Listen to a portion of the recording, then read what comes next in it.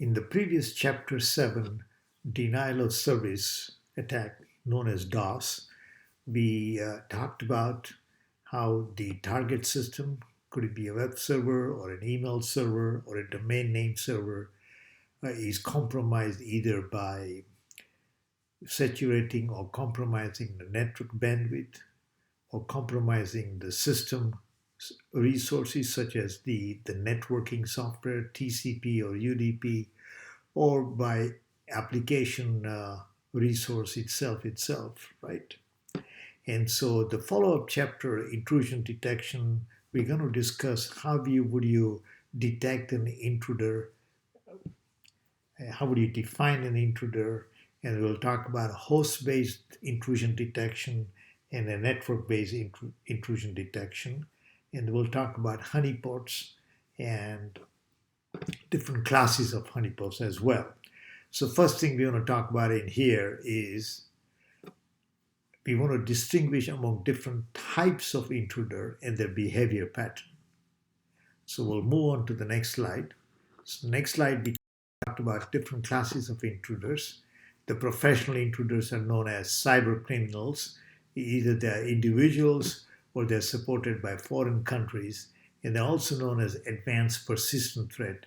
And the advanced persistent threat means they persist to scan a network for any holes in it, meaning any weak spots in the network, and see if they can penetrate through the network, establish themselves on the network, scan for the resources, steal the data, and leave no trace back.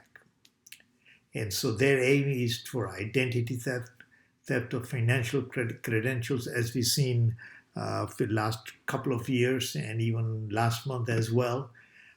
Corporate espionage to steal corporate secrets, data ransoming where your computer is compromised and you get a message saying unless you pay $10,000 you would not be able to use the resources on your computer or unfreeze your computer. Activists are examples of individuals or groups of people who have a cause, social or political cause, and they would go and deface a website or do a posting on a Facebook. And then there are other intruders who just want to motivated by technical challenges or by peer group esteem and reputation. And so then the next slide we're going to talk about what are the skill levels, right? The skill levels for the cyber criminals, the activists, and the others. Obviously, the cyber criminals are the masters, right? They are very experienced and knowledgeable about high-level technical skills they have. They're capable of writing their own software for hacking purposes, basically what we call them toolkits, right? And the middlemen are the journeymen who have sufficient technical skills to modify and extend the attack toolkits. And then we have the apprentice, right, who are the hackers with minimum technical skill, whose primarily use existing attack toolkits, right? So we have cyber criminals, journeymen, and the apprentice. And so then we'll talk about different kinds of intrusion that could take place on network resources. Remote root compromise. So this what they do is they would install a software on a resource. It could be a database resource, an email, or a web server, and gain the administrative password on that system. And that's what they mean by a root compromise. Or somebody could deface a web server, load a program that would crack a password, copy information in the database, things like credit card number, license number, running a packet sniffer. A good example of a packet sniffer would be a Wireshark program to look for resources on the network, distributing pirated software, etc. So what is the behavior? How does that follow the intruder behavior? So first we address what we call it target acquisition and information gathering, right? So they would explore the corporate website, gather information on the target network, maybe send an email to the customer service and see if there is a response from them. Uh, and if the response, then they manage to gain access to the network, right?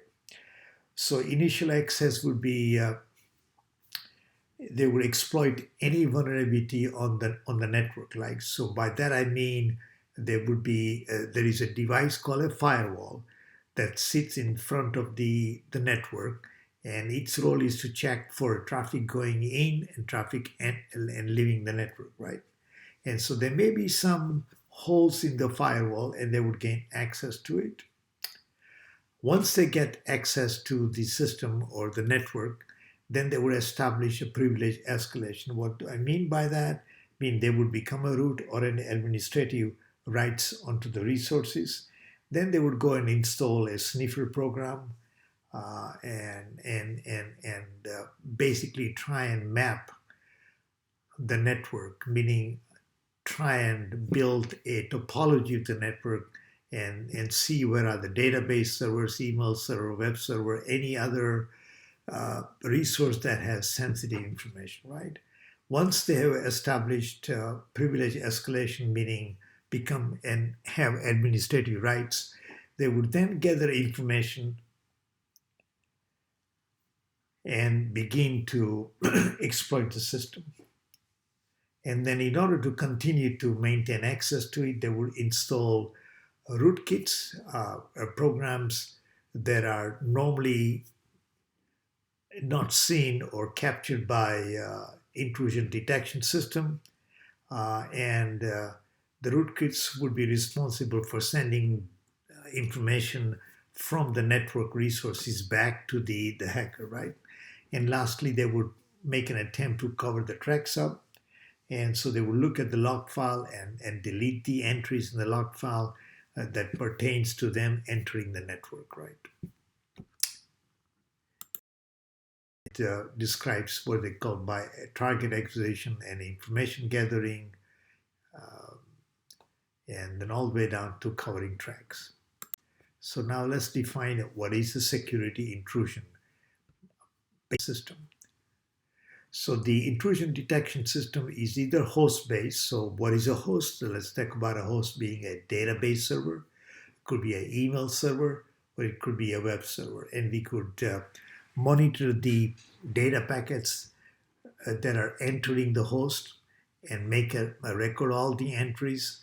For example, if a database server is accessed more often between 9 and 11 in the morning and let's say 3 and 5 in the afternoon.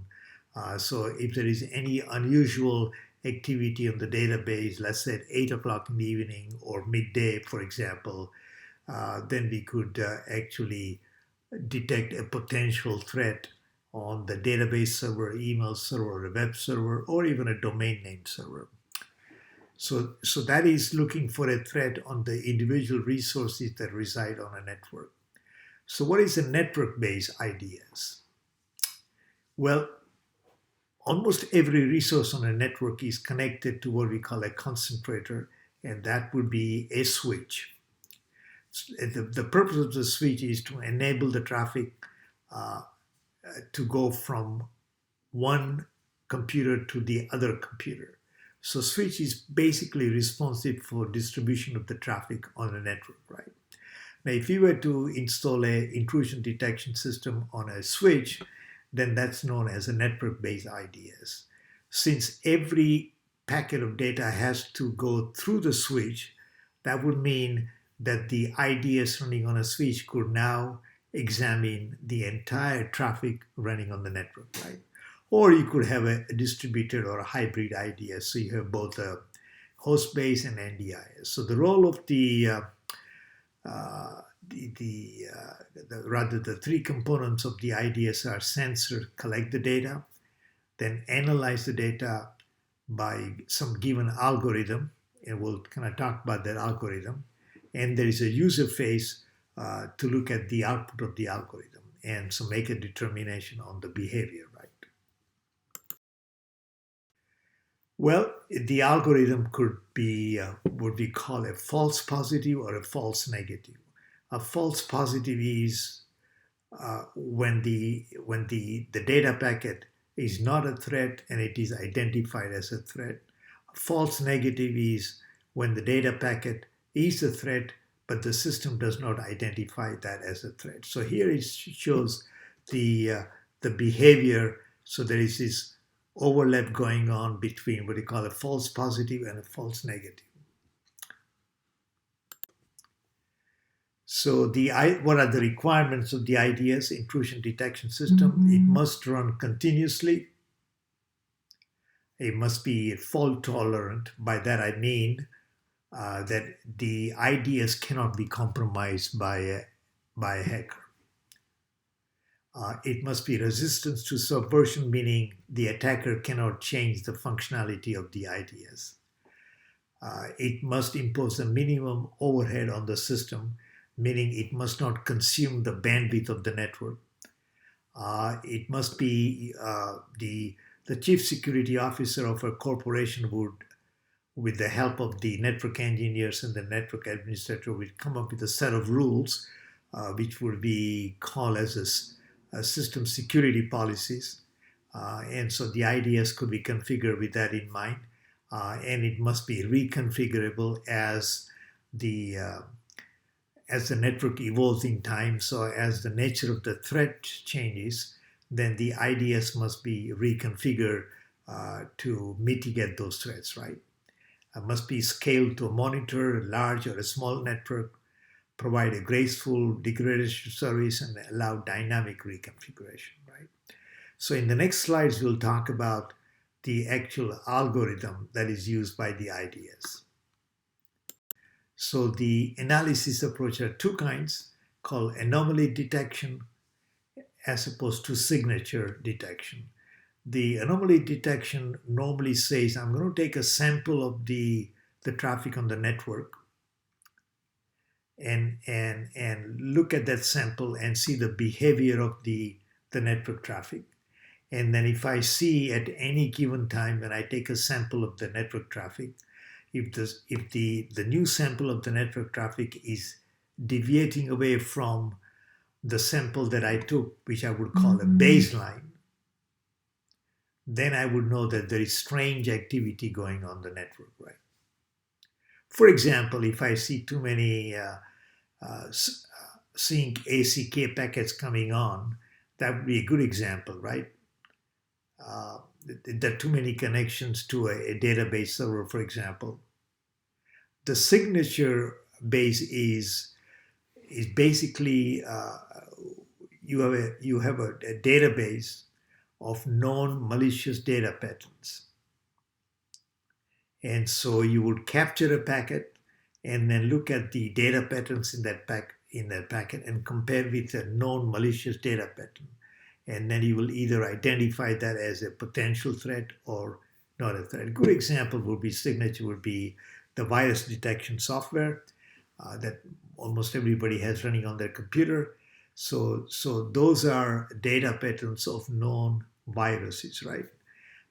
And so the IDS can only match a signature to a known malicious signature. But if it sees a signature that doesn't match to anything else, it may not be possible for it to identify as a potential threat, right? So the further details about what kind of anomaly detection logic we have called statistical. In statistical, you'll take a sample traffic and make observation about different types of packet you see, and then do statistical analysis of any sample traffic, and then draw conclusion of what's going on the network traffic, right? A knowledge-based, a good example would be an expert system that classifies observed behavior according to a given set of rules. A good example is a open source software called Snort. And then lastly, the machine learning. And machine learning is a pretty exciting topic driven by artificial intelligence and you could actually use the techniques of what you call a data mining to look for a potential threat on the network. And if you want to make more reference to this anomaly detection and signature, I have another set of PowerPoint slides that talks about anomaly versus the signature, and it refreshes your on the nature of the TCP/IP protocol and the TCP and UDP headers. So let's move on to signature. As we say, the signature approach match a large collection of known patterns of malicious data against data stored on a system or in a transit over a network. And if there is a match, then you identify a threat, right? There's also a rule-based, which actually looks at the traffic, capture traffic, and compares with the rule given in the database. So you can also can be used to identify suspicious behavior, etc., right? And so Snort is a good example of a network-based intrusion detection system. So coming back on host-based intrusion, it adds a specialized layer of security software to your system. Could be a database server, an email server, or a web server, right? It can use either the anomaly or a signature-based detection system. And so the data sources and sensors. So as you say, the fundamental component of intrusion detection is a sensor that collects the data and then creates a log file for that. And this is the next slide. How do we do that? So we have here we have a host, a router connected to the internet. And so we have a LAN monitor, a central manager here. So this is an example of a distributed intrusion system, and the LAN monitor and the central manager here come into the play. You will capture so we have here the host. So these are the host, these are the agents that captures the packet, does the analysis, and then gives to the LAN monitor.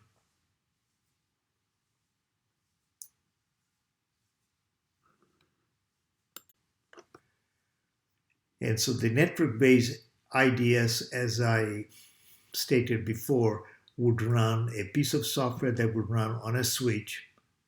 And so it will monitor traffic at selected points on a network. So most networks have more than one switch, so you can examine and collect the data from all over the network. And so it's capable of examining network traffic at the transport layer, at the network layer, and even at the application layer. The purpose at the transport layer is to look at the contents of the TCP header.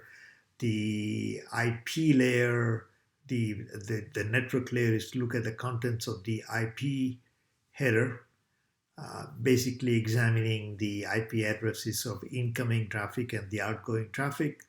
The application level protocol is to find out the contents of an email packet or an HTTP packet to make sure that the contents of an email packet is definitely an email and not some malicious software encapsulated in there, right? And it works. So that's call it passive because it basically captures the traffic. And then, so basically it copies the data packets entering the network. So it makes a copy of it, but the original packet is let go back onto the network. So that's its passive.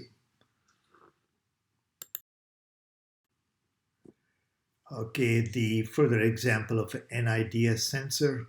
So we have an internal firewall that defines the inside of the network from the outside of the network. So that's the internet. There's an external firewall. So these are your web, email, DNS services sitting behind the external firewall. This is your LAN switch or a router. Again, internal firewall, a LAN switch.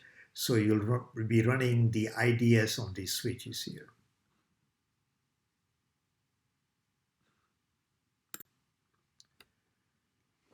So again, intrusion detection tactic, attacks suitable for signature detection as opposed to attacks suitable for anomaly detection.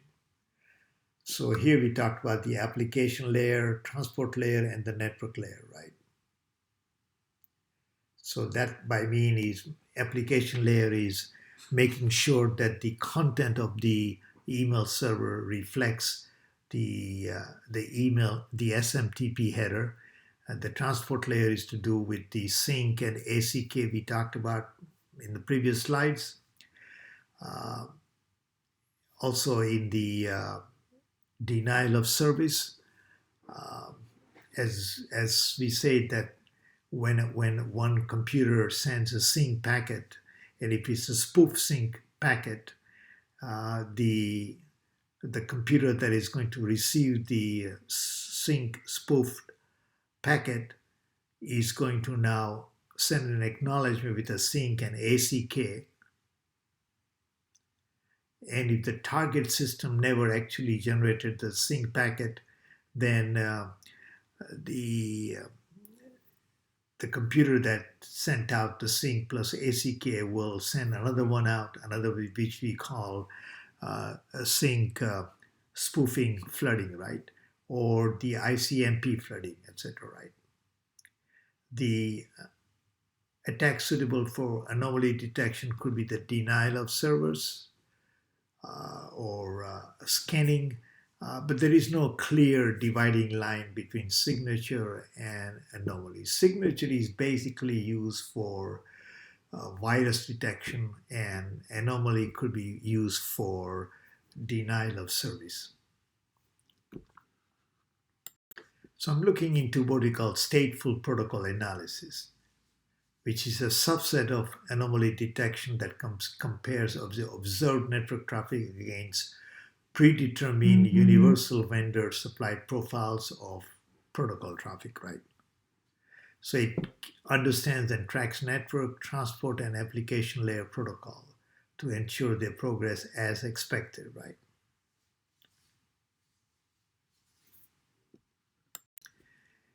And of course, the NDIS would log all kind of alerts, right? With a timestamp connection or the session ID. We'll talk more about that in chapter 9.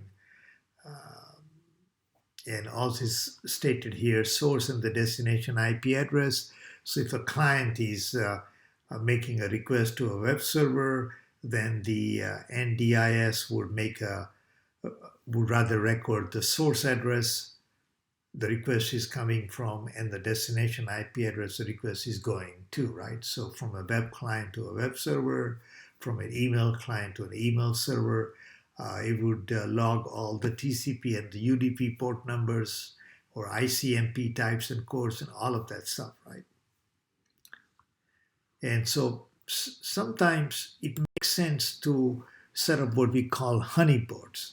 So honeypots are computer resource where it carries kind of a dummy sensitive data, and it's designed as a decoy system to see who is trying to steal data from a corporation, for example. So as it says, you lure a potential attacker away from critical system, right? Then collect information about the attacker's activity, and then maybe send an email out or advise the attacker to stay away from the network, right? And so there are different kinds of honeypots: low interaction honeypot and the high interaction honeypot.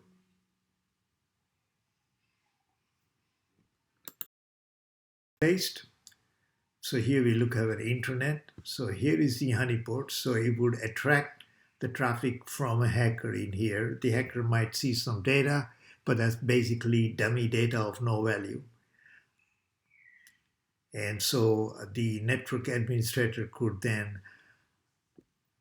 log all the attack on the honeypot and then do a trace back to see where are these attacks coming from.